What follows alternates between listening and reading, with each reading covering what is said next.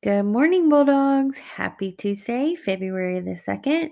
I hope you guys are having a good morning. Today you have 2 assignments, and then later this afternoon, a homework assignment will load after 3. But your 2 assignments this morning are a Groundhog Day reading passage with questions, and then your vocabulary for the 2 short stories we're reading this week over the Echidna and the Platypus. So we're going to go to your Groundhog Day reading passage first.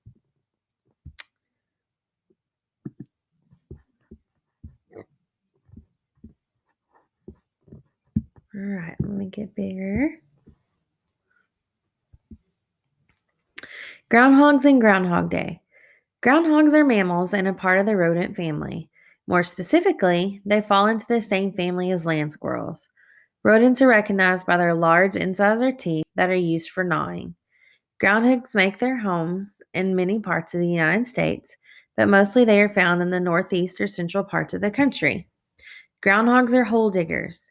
Once they burrow into the ground, they are able to build the den in which they live.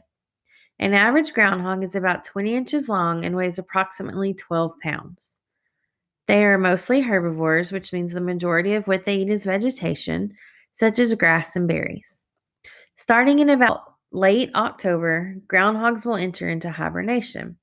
They go into a deep comatose sleep where their body temperatures drop and their heartbeats slow down. They awake when the weather gets warm, which would typically be around February, or March. Groundhogs have a lifespan in the wild of about 3 years, but when in captivity, they can live closer to 9 years. In the United States, many people observe February 2nd as Groundhog Day. It is not a public holiday, but many people around the country have fun celebrating the day. Groundhog Day in the United States grew from a European tradition that is thousands of years old.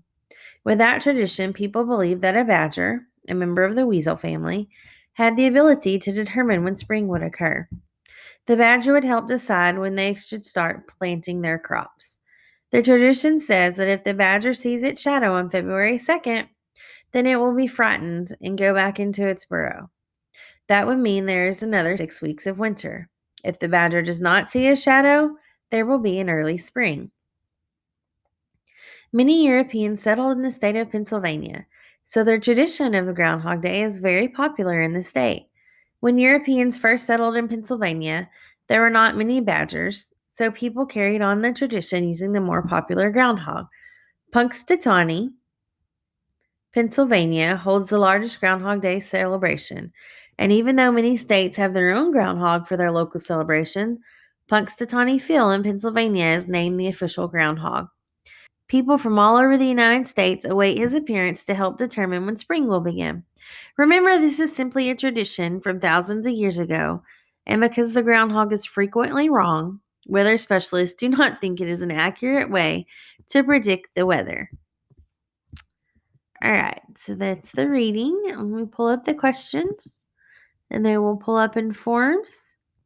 What is the meaning of tradition? What happens to a groundhog when it goes into the hibernation? Why did Europeans switch to using the groundhog instead of badger? Name a recognizable feature of rodents. What does it mean to burrow? What is the name of the official groundhog in Pennsylvania? What does it mean if the groundhog sees its shadow? What does it mean if the groundhog does not see a shadow? And would you rather have 6 more weeks of winter or an early spring? Explain why. When you finish those and you've answered them, hit submit and turn it in. That is your first assignment for today. Your second assignment is your vocabulary.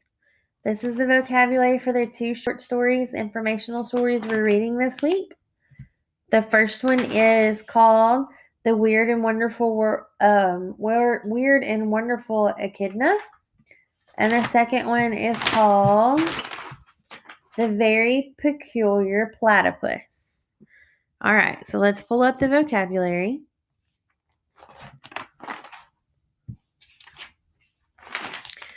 Okay, for The Weird and Wonderful Echidna, you have unique, which means unusual or unlike anything else. So snowflakes are unique. Remember, they're one of a kind. They don't look like any of the other ones. Monotremes are animals that are mammals but lay eggs. There are only two. There is the echidna and the platypus, and we're learning about both of those this week in our stories. Adaptations are changes that make a plant or animal better suited to an environment.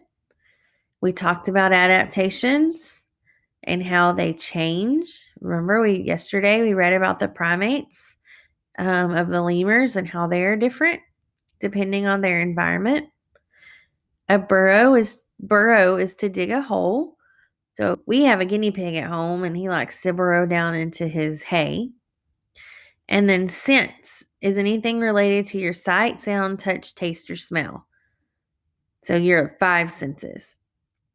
Those are your words. They are found in your story, pages 374 to 391. Remember, these are 2 informational stories together.